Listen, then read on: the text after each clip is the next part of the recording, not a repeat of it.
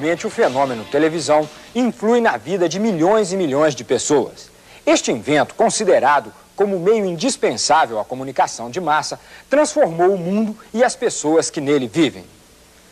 Mas como funciona a televisão? Você vai conhecer um pouco da história deste semideus eletrônico que estabeleceu e viabilizou a moderna comunicação de massa. Vai conhecer por dentro uma emissora de TV e os profissionais anônimos que fazem os programas chegarem até sua casa. Vai saber que na televisão tudo nasce de uma ideia e conhecer os equipamentos que fazem uma emissora funcionar. O Como Funciona de hoje começa nesse instante.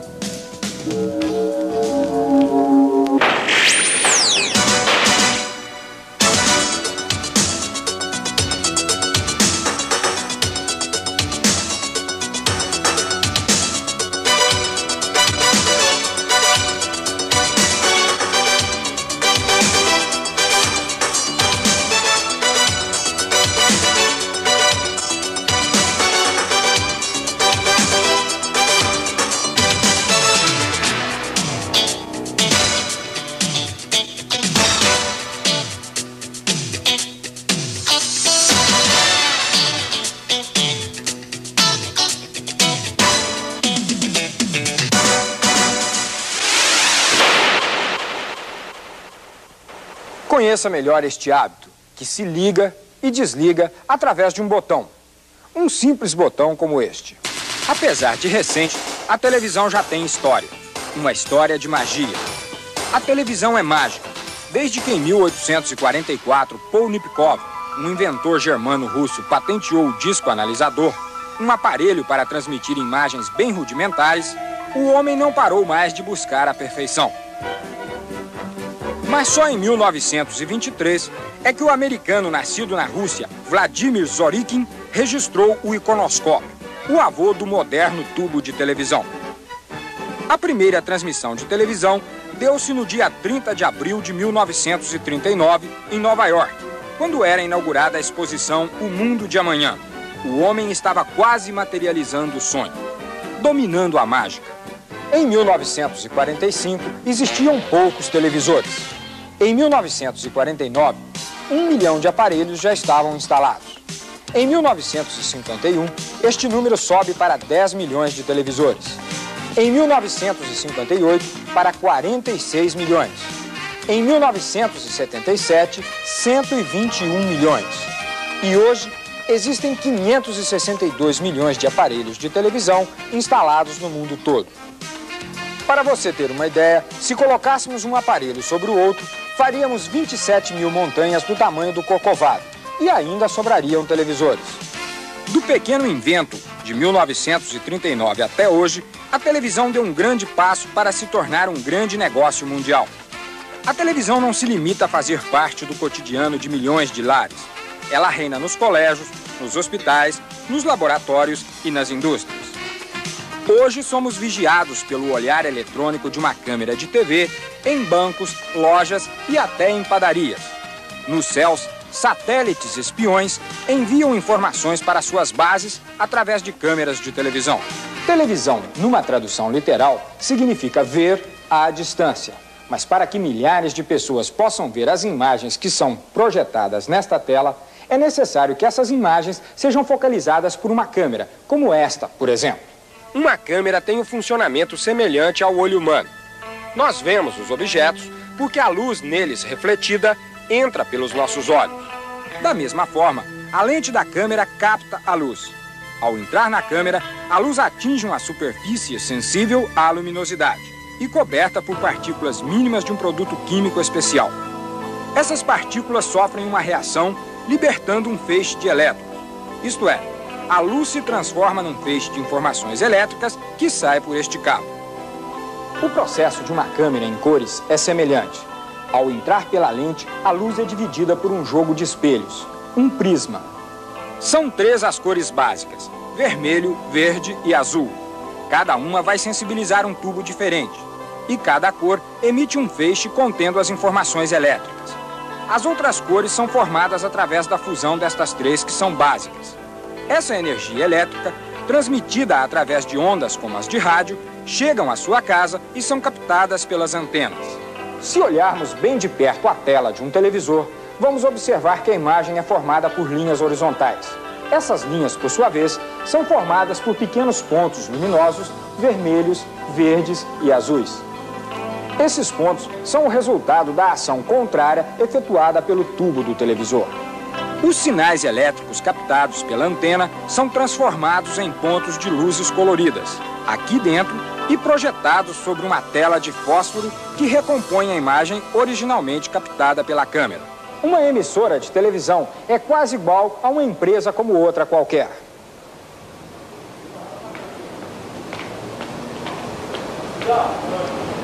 Mas para que numa emissora de televisão a câmera possa mostrar uma imagem, muita coisa precisa ser feita. Vamos conhecer uma emissora por dentro. Mas antes, vamos voltar a esta fita.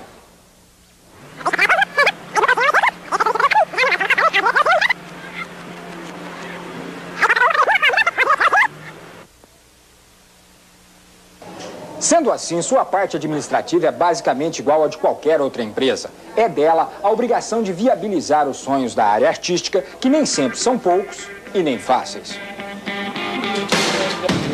O setor administrativo propicia infraestrutura para o funcionamento de todas as áreas da TV, desde a produção e comercialização até a exibição final dos programas.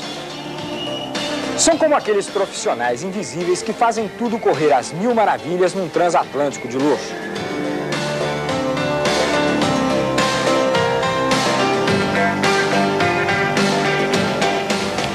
A seguir, nós vamos conhecer a área técnica, onde os sonhos se tornam materiais e o impossível sempre tem que acontecer. Vamos saber como funciona o coração palpitante de uma emissora de televisão. E conhecer uma ilha de videotape, a verdadeira ilha da fantasia. Em instantes.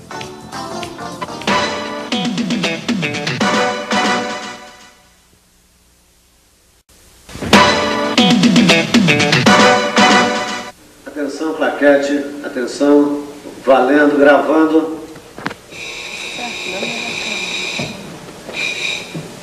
Se no começo da era televisão, este veículo era tratado como um rádio com imagem, hoje a TV já encontrou a sua linguagem própria, chegando a aperfeiçoar o sistema de som, transmitindo inclusive programas em estéreo.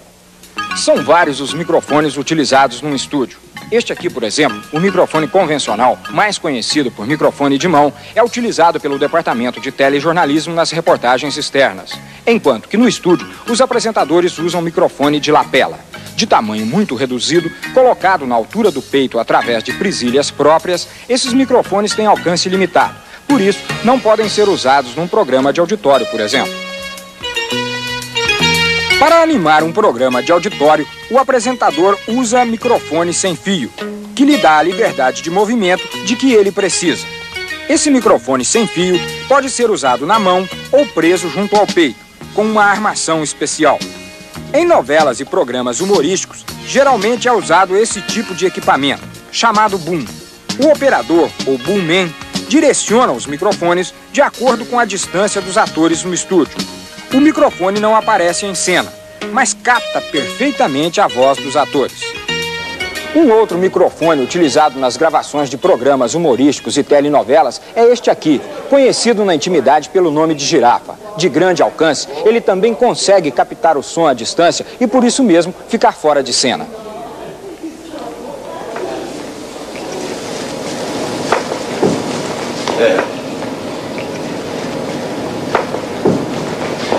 Valéria, vamos jantar juntos hoje? Muito maneiro, sinto muito, mas hoje eu não posso. E você, Marilda? Eu já tenho compromisso. Shirley, então quem vai é você. Ai, sinto muito, Dr. Malheiros, mas meu namorado tá aí fora. Tais livres, eu diria. Hoje não, Dr. Malheiros. Peraí, doutor Malheiros, afinal, qual é a garota que o senhor quer levar pra jantar, hein? Qualquer uma. Depois eu é que sou galinha. Ao lado de uma quadra de basquete, ele é direcionado para o piso, possibilitando você ouvir o atrito do tênis do atleta, o quicar da bola e o apito do juiz. Num campo de futebol, quando você tem a nítida impressão de ter ouvido o barulho do chute do jogador na bola, ou mesmo um palavrão que escapa da boca do atleta, é porque o som foi captado à distância por um microfone semelhante a este. A iluminação intensa de um estúdio, para se obter uma imagem nítida e sem sombras, é conseguida com muito trabalho, frequentes alterações e muitas manobras, mas, sobretudo, dezenas e dezenas de potentes refletores e muitas lâmpadas especiais. Esta é uma câmera de estúdio. Apoiada num tripé rotativo, ela pode se movimentar para todos os lados, possibilitando ao operador uma grande mobilidade através do estúdio. Por este visor, o operador ou cameraman enquadra a imagem e faz as correções necessárias através dessas manoplas. Através desta, ele acerta o foco. E com essa aqui, ele aproxima ou afasta a lente zoom para mostrar um pequeno detalhe ou então dar uma ideia geral de toda a cena. A câmera pode ser fixada também num equipamento como este, chamado grua, que possibilita tomadas do alto e realiza movimentos muito bonitos.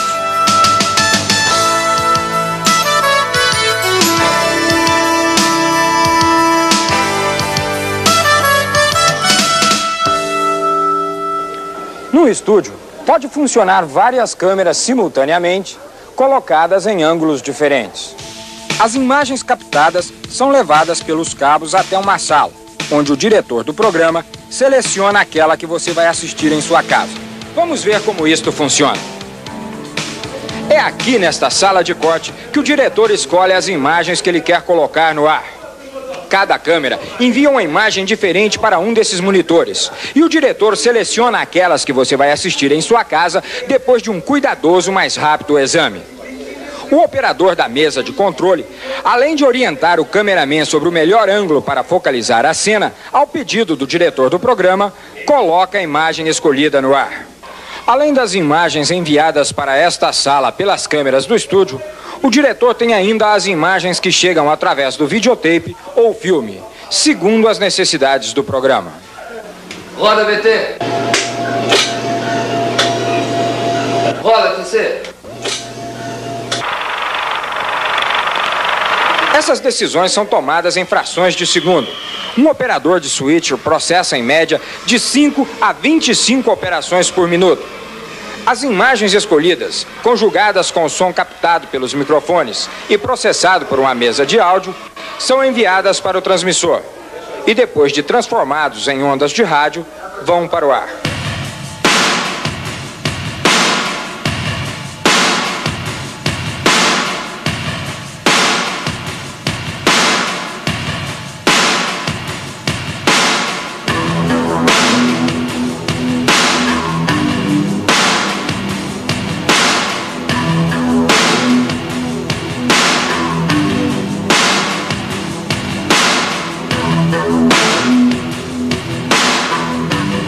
No local em que acontece a geração, você pode captar as imagens através de uma antena comum.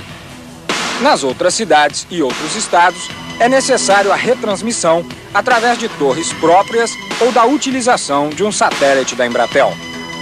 Os programas de televisão, em sua maioria, são gravados em videotape.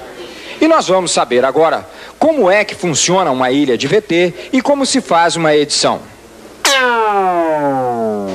Antes que o homem inventasse a fita magnética para registrar imagens, o único processo existente para isso era em filme, igual ao utilizado pelas máquinas fotográficas normais. Mas neste caso, para se poder ver uma imagem registrada numa película cinematográfica, o filme tem que ser revelado com produtos químicos, um processo caro e demorado. Mas no caso da fita magnética do videotape, pode-se registrar a imagem e no instante seguinte reproduzir-se o que foi gravado, da mesma maneira que as fitas de gravação de som. Mas no caso das fitas magnéticas de videotape, pode-se registrar a imagem e no instante seguinte reproduzir-se o que foi gravado, da mesma maneira que as fitas de gravação de som. Uma ilha de edição deve ter no mínimo 2 máquinas de videotape. Uma delas reproduz a imagem gravada e a outra registra o produto final. Em determinadas circunstâncias, são utilizadas 3 ou mais máquinas de videotape para a obtenção de efeitos especiais como estes, por exemplo.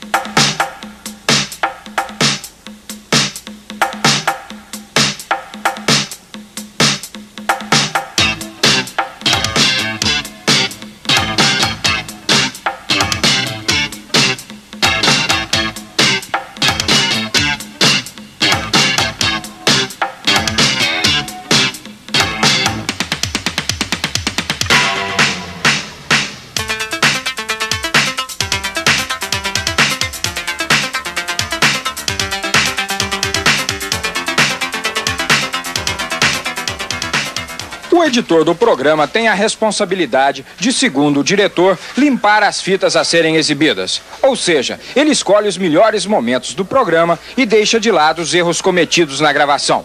Além disso, o editor também enxuga, ou melhor, corta tudo o que for necessário para que o programa não ultrapasse o tempo previsto para a exibição.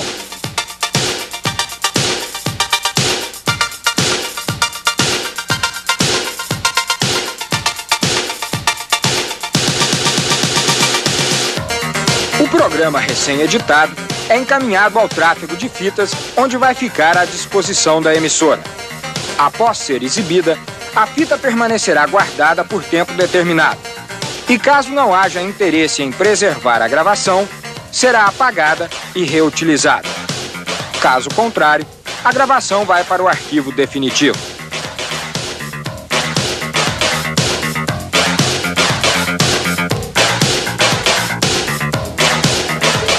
Aqui no Switcher Master, o tempo é contado em frações de segundo, obedecendo-se rigorosamente a um roteiro elaborado pela direção de programação.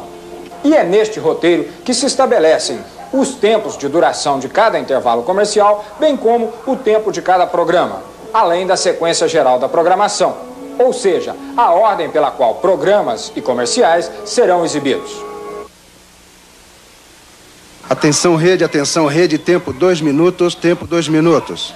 Segundo break, 4 minutos, 4:00. Antes do break tem a chamada Chaves. Fechando o break tem a chamada O Gordo. E aqui no Master Satellite, o operador separa os comerciais e programas que devem ser vistos em todo o Brasil daqueles que serão exibidos apenas na região de cada emissora. Além disso, o Master Satellite coordena e orienta todas as emissoras da rede com relação à programação nacional e à programação local.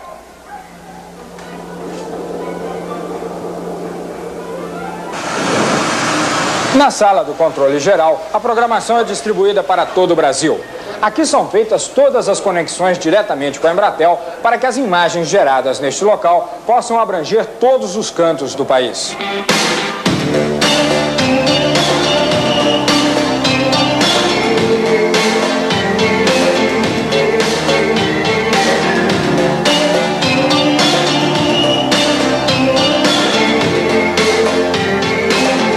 No departamento de cinema, os filmes são preparados para a exibição.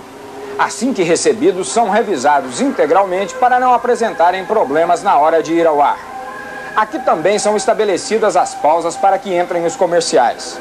Caso o filme comprado esteja em idioma estrangeiro, a fita é encaminhada a um outro setor, o núcleo de dublagem. Aqui no núcleo de dublagens são realizadas sistematicamente 10 operações de transformação. Os filmes que chegam em outro idioma são traduzidos e adaptados, dublados e sonorizados de tal maneira que, uma vez terminado o trabalho, fica difícil perceber as alterações. O trabalho é difícil e minucioso. A primeira etapa é a tradução. Henry, these cards came out great. Let's hurry up and mail them. I've already addressed the envelopes to the people who sent me Christmas cards last year. That's all? You only got 2 Christmas cards last year? 2 Christmas cards last year?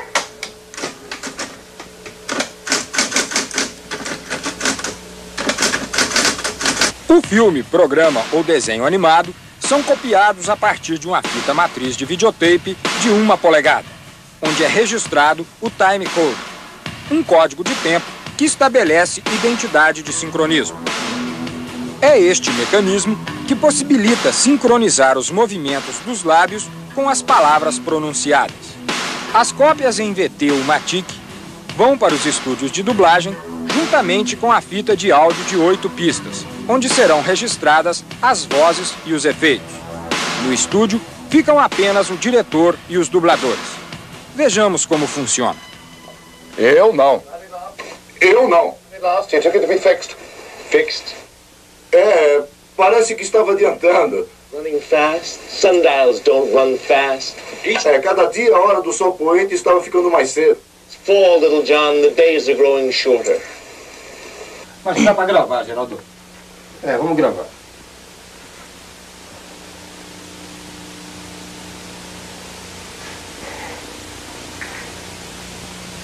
Posso ajudá-lo?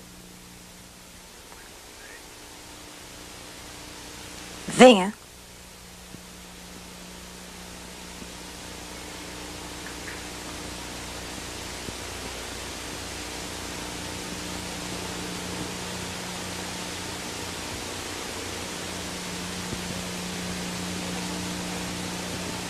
Luta braço de ferro? Luta braço de ferro? Não. É a diversão por aqui. São os campeões dos últimos 10 anos. Com o trabalho de colocação de vozes concluído, a fita de áudio vai para uma das ilhas de mixagem. Ali, inicia-se o trabalho de sonorização. Os diálogos em português e os efeitos ou ruídos são mixados ou misturados às várias músicas necessárias para as diferentes situações e climas psicológicos do programa em dublagem. Só por enquanto.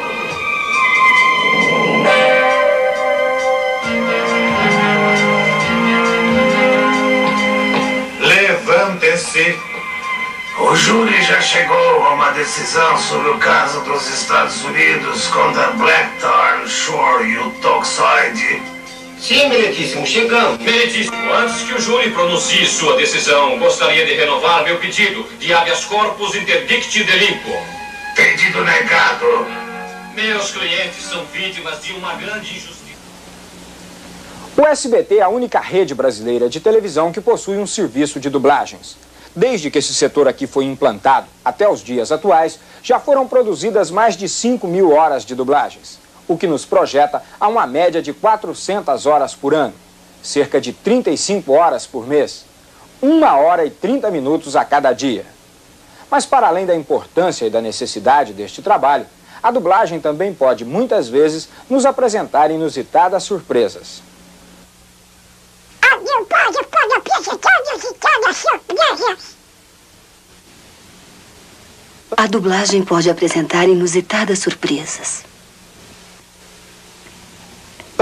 pode apresentar inusitadas surpresas. Acompanhe conosco a seguir as diferenças entre as emissoras de televisão em todo o mundo. O funcionamento da televisão como veículo formador de cultura. E ainda, fatos engraçados e pitorescos da história da televisão brasileira. Em instantes.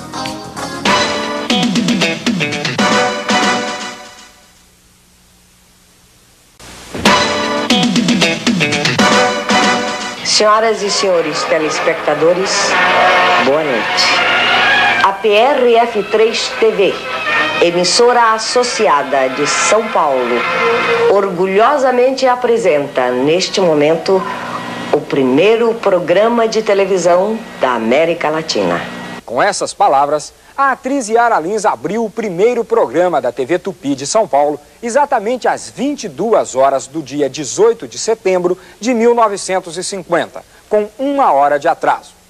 Com isso, o O Brasil se tornou o quarto país do mundo a instalar uma emissora de TV 11 anos após ter sido realizada a primeira transmissão nos Estados Unidos.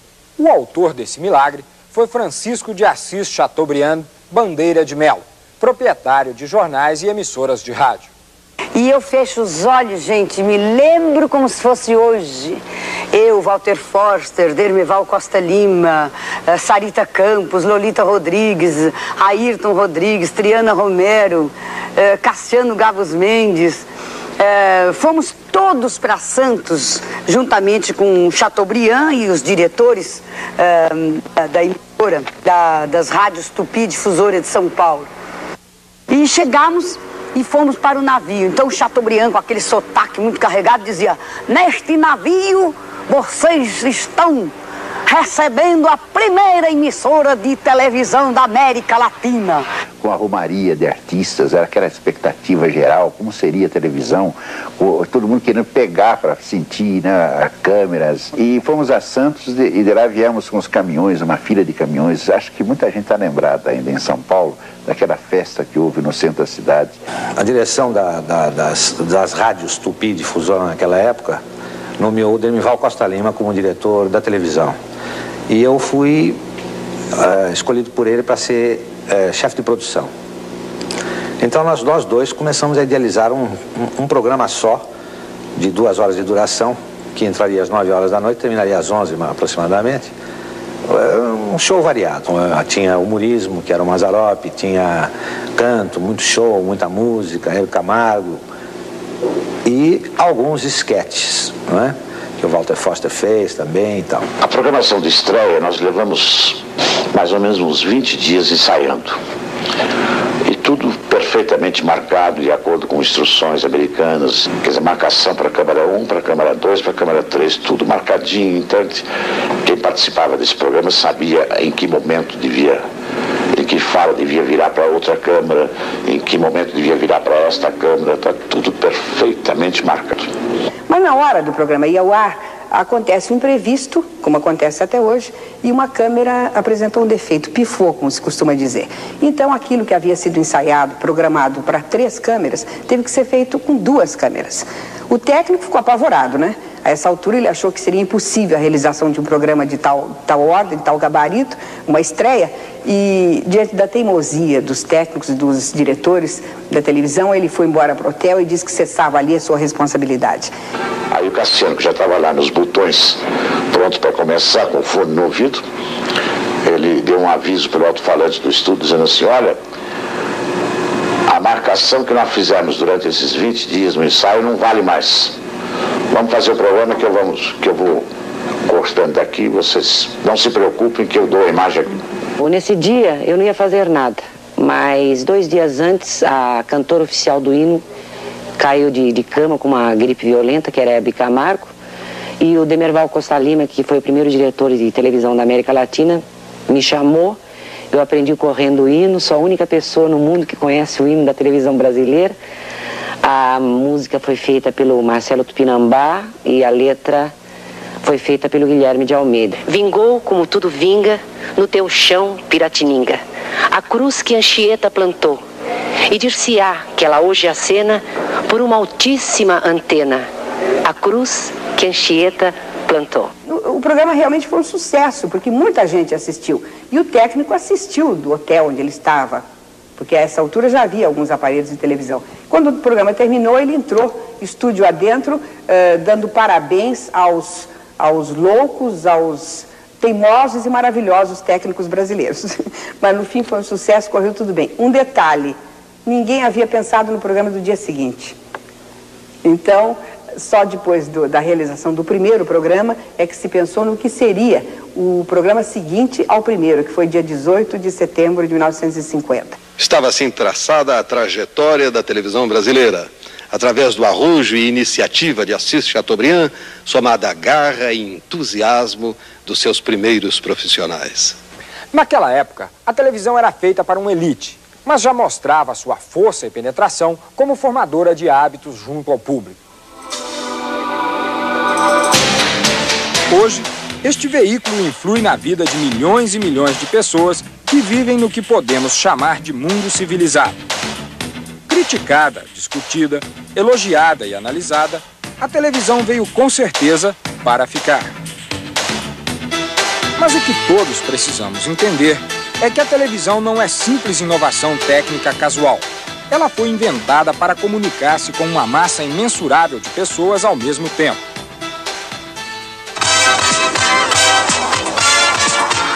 A TV leva para dentro de nossas casas o mundo todo, abrindo assim uma janela para o universo que se estende a partir daquela minúscula tela.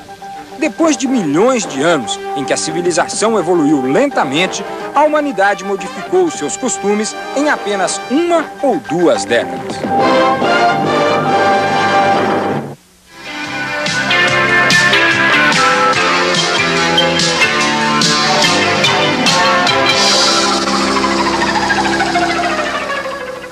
Got a walk that's set to music, so sexy, silky smooth.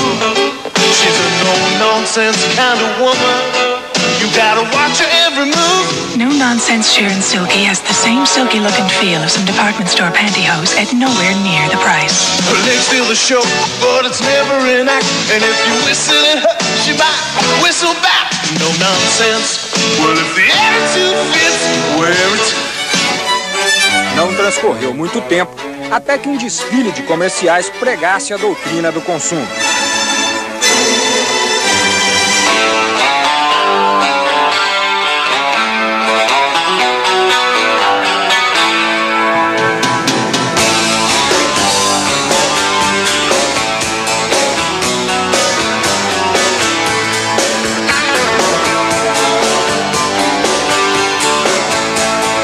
E mais, agora muitas nações estão condicionadas pelo controle governamental dos programas, como é o caso de Cuba, Nicarágua e todas as outras nações alinhadas ao bloco socialista.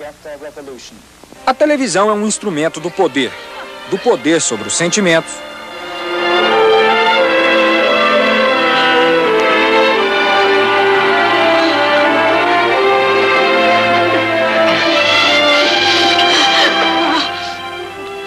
sobre os pensamentos, sobre a vontade e sobre o espírito.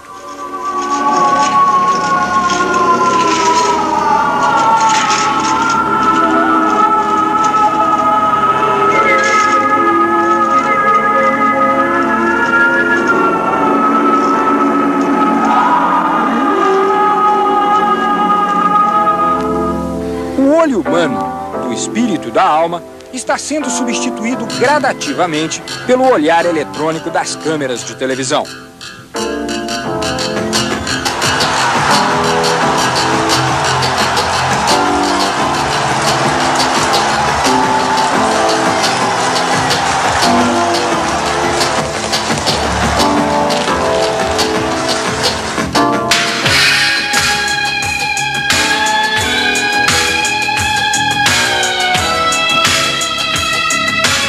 No Brasil, no eixo Rio-São Paulo, existem 4 grandes redes comerciais de televisão que cobrem praticamente todo o território nacional. Além disso, elas absorvem mais de 90% de toda a verba gasta com publicidade no país. A penetração da televisão sempre fica acima dos 90%, seja numa pesquisa baseada na divisão por classes sociais, seja pelo sexo ou pela idade. O custo aparentemente muito elevado de cada comercial de 30 segundos exibidos pela TV dilui-se quando dividimos o preço total pelo número de pessoas atingidas. Além das chamadas emissoras comerciais, há as redes educativas, emissoras estatais como a TV Cultura de São Paulo, a TV Educativa do Rio de Janeiro e a Rádio Obras de Brasília. São mantidas pelo governo e têm a finalidade de levar cultura ao público. Nestas emissoras não existem comerciais. Com o advento dos satélites e das antenas parabólicas, surge um novo conceito de televisão: a TV nacional e a TV internacional. Graças aos satélites e às antenas parabólicas, instituiu-se a programação nacional, que permite aos telespectadores assistirem aos mesmos programas simultaneamente nas mais diversas localidades do país. Todo este trabalho é instrumentalizado e operacionalizado pela empresa brasileira de telecomunicações, a Embratel, que detém o controle de todas as rotas de transmissões internas e externas no país.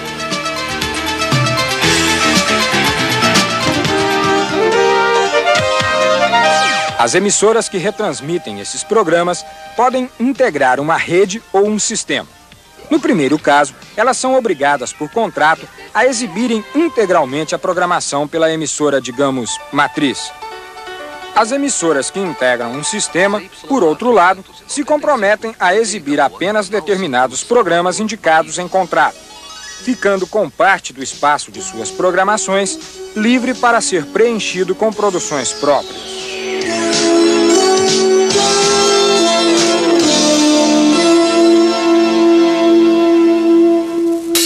Os satélites contribuíram também para o telejornalismo de todo o mundo, que tem à disposição, quase que simultaneamente, os fatos de destaque e as notícias mais importantes.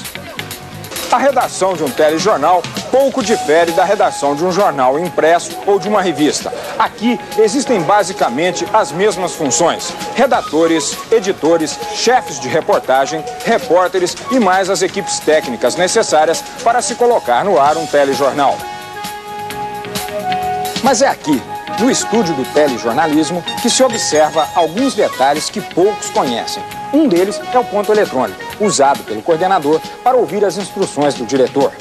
Outro detalhe fundamental no departamento de telejornalismo é este aparelho, o teleprompter.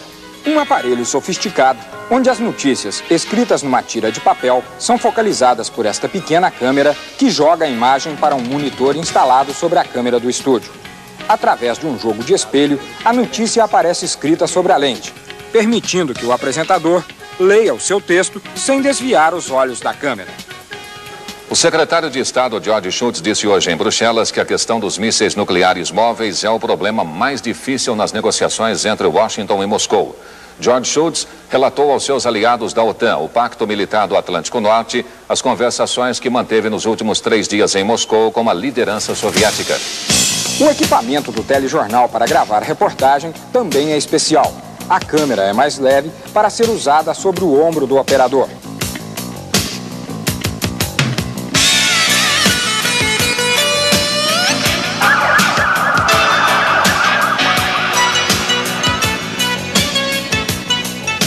Mas não se pode esquecer neste mundo da televisão dos artistas anônimos que fazem deste veículo um importante instrumento formador de opinião e de costumes.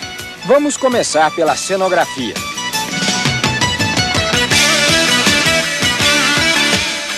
Aqui são projetados os cenários que irão decorar os palcos e estúdios.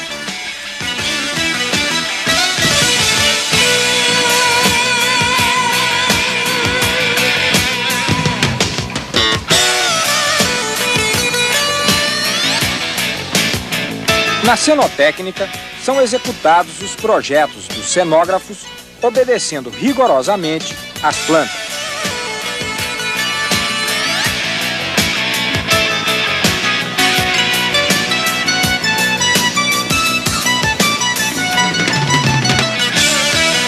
Nesse verdadeiro salão de beleza, os maquiladores e cabeleireiros fazem mais bonitos os astros e estrelas que você recebe em sua casa através da tela de sua televisão. Mas estes artistas da beleza, às vezes têm de realizar um serviço inverso: transformar um artista. É a chamada maquilagem de caracterização. E para completar a caracterização dos artistas, há que se ter um verdadeiro acervo de roupas antigas e modernas. Figurinistas estão sempre criando novos modelos para que as camareiras vistam com propriedade e elegância todos os participantes de um programa.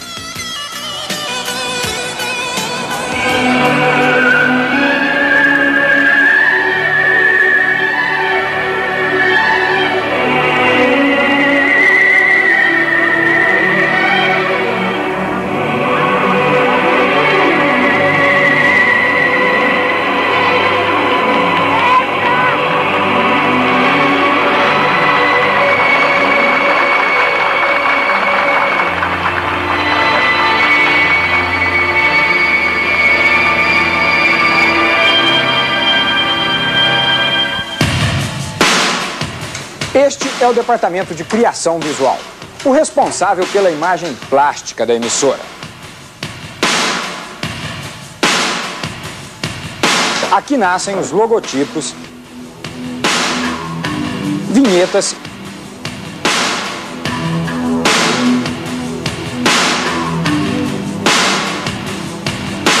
e aberturas de programas.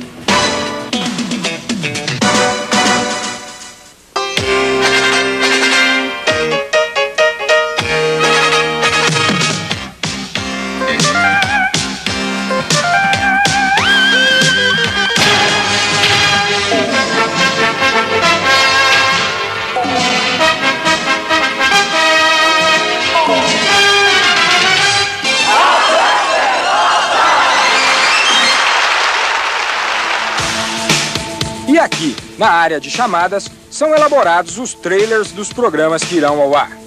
Mas é no videotape que as chamadas ganham vida e são finalizadas da maneira que você vai ver.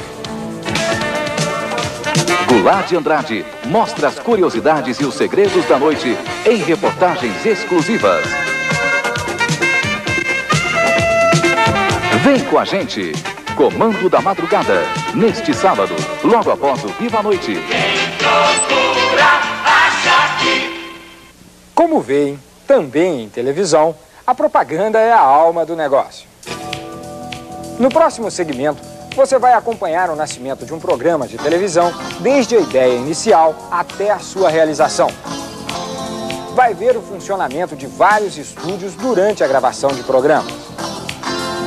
Vai saber ainda como funciona uma equipe de produção e conhecer alguns artistas nos bastidores. Nós voltamos em instantes.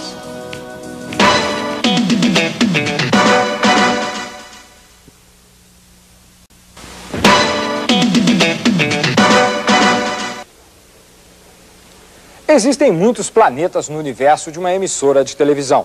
Todos eles gravitam em torno de uma única estrela, a área artística, responsável pela criação e realização dos programas, nosso produto final. De toda a área artística, o setor de produção é o mais ativo, o que mais trabalha. Cabe a este setor a função de reunir todos os recursos necessários para a viabilização do programa. Vamos conhecer agora uma verdadeira usina de criatividade. Aqui neste corredor estão dezenas de salas. Dentro de cada uma delas se encontra uma equipe de produção. Cada equipe de produção tem suas próprias características e sua maneira específica de trabalhar. Mas o início é um só, uma ideia. E o final do processo é o mesmo, a exibição. Todos os programas nascem, portanto, de uma ideia. As ideias caminham sob forma abstrata até os diretores. Cabe a eles dar corpo a estas ideias, o que, em outras palavras, pode ser conceituado como realização. Depois de que o diretor do programa definiu a linha do espetáculo, os autores e redatores criam os textos que serão interpretados pelos atores ou ditos pelos apresentadores. Este texto, por exemplo, que eu estou dizendo agora, não é de improviso. Ele foi escrito muito antes de gravarmos esta cena. Mas vamos ver como funciona todo este processo. Assim que o script é aprovado pelo diretor do programa, ele é encaminhado à produção para ser realizado. Os produtores estudam minuciosamente o script e fazem a decupagem. Isto é, anotam tudo o que é necessário para a realização de cada programa. Cenários, atores, cantores, roupas, arranjos musicais, enfim, todas as providências de ordem prática. Durante a gravação no estúdio, depois de que todas as providências foram tomadas, os produtores e assistentes ainda trabalham bastante. Através de fones de ouvido, recebem orientações do diretor do programa para que a gravação ou transmissão ao vivo transcorra sem problemas.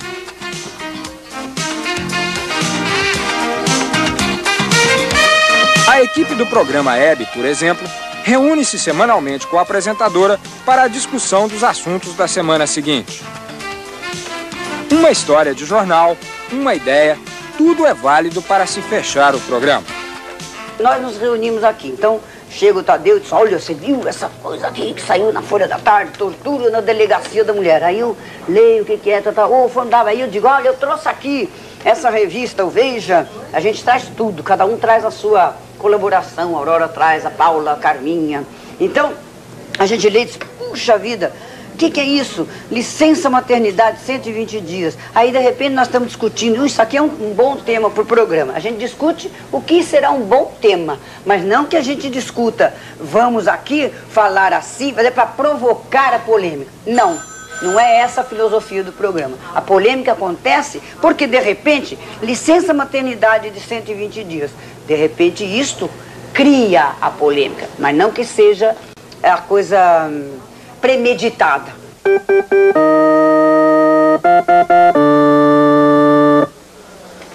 Algumas emissoras têm um departamento musical muito ativo. Aqui são feitos os arranjos das músicas que serão executadas ao vivo. Esse trabalho é realizado pelos maestros arranjadores e transposto para a pauta pelos copistas.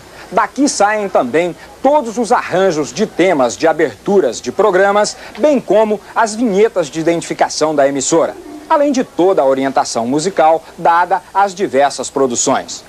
Música, maestro!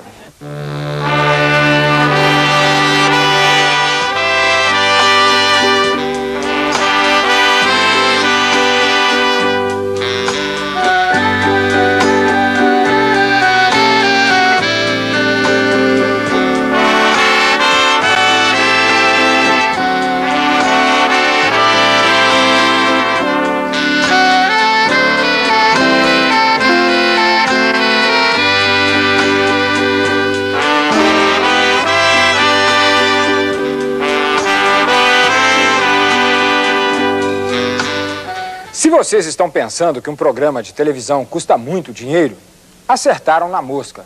Custa mesmo. Para administrar essa despesa, toda a emissora conta com a assessoria de um departamento de planejamento e controle. Dentro das previsões de custo, cada programa tem uma maleabilidade de gastos controlada por este departamento.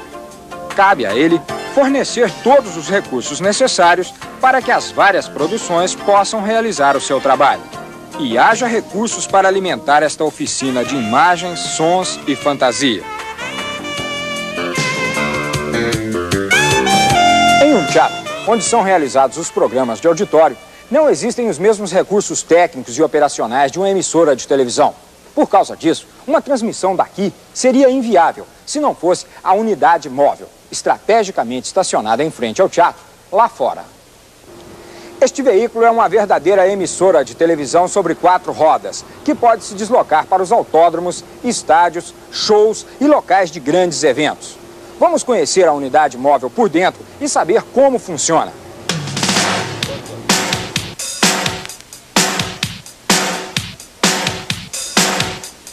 A unidade móvel de televisão reúne os 3 elementos básicos para a transmissão e gravação de um programa de televisão. Em princípio, a mesa de cortes, que é a responsável pela seletividade das imagens. Em seguida, vem a mesa de som, que é a responsável pelo controle dos microfones e de toda a parte de sonoplastia. Acoplada a esta unidade móvel, ainda vem os videotapes, que são os responsáveis pela gravação do evento ou da transmissão e também para serem usados durante eventuais transmissões com material gravado anteriormente. Com estes 3 elementos reunidos, a unidade móvel de televisão passa a reunir todos os recursos necessários para uma transmissão fora da emissora. Numa transmissão em local distante da emissora, como um campo de futebol ou no desfile das escolas de samba, a unidade móvel envia o sinal para a emissora através de links, micro-ondas ou antenas parabólicas. É ou não é uma indústria inesgotável de magia? No módulo seguinte, vamos conhecer a profecia de Marshall McLuhan, a televisão do futuro. Sua Majestade o Auditório, o segredo deste eterno sucesso. E vamos nos divertir com mais algumas travessuras deste diabinho eletrônico, o Quantel. Nós voltamos em instantes.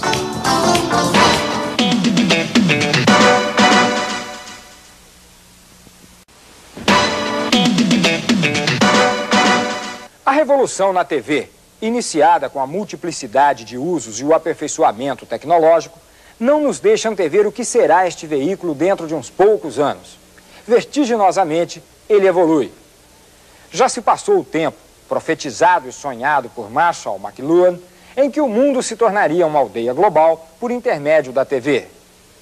Hoje, pode-se ver um acontecimento importante no mesmo momento em que ele ocorre do outro lado do planeta. As distâncias não existem para este veículo fantástico. O impossível faz parte de cada minuto nas maravilhas sem limites criadas no plantel e no videotape.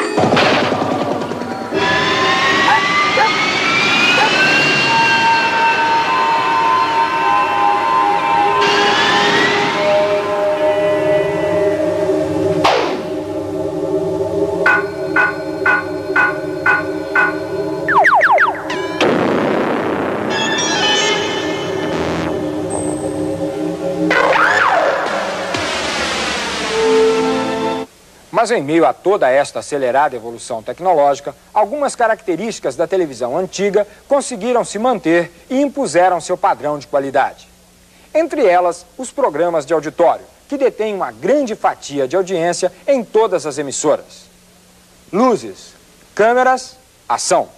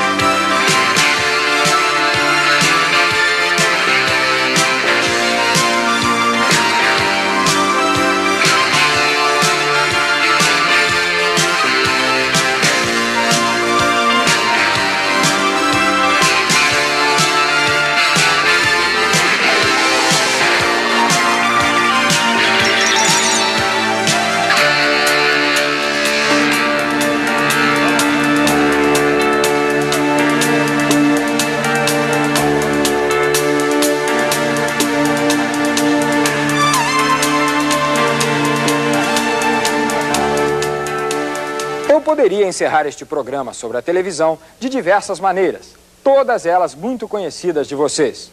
Poderia, como os companheiros da TV Manchete, me despedir dizendo: boa noite, fique com a gente. Ou como o Ibrahim Suede, ademã. Ou até beijinho, beijinho, tchau, tchau. Poderia, uma forma muito usada, dizer até a próxima e ficar em estilo, isto é, congelado, e os créditos do programa começariam a rodar pelo gerador de caracteres. Antes, porém, de terminar o programa, eu tenho um convite a você. Exerça sua curiosidade. Vale a pena ficar sabendo das coisas. Agora sim. Obrigado pela atenção e até o próximo Como Funciona.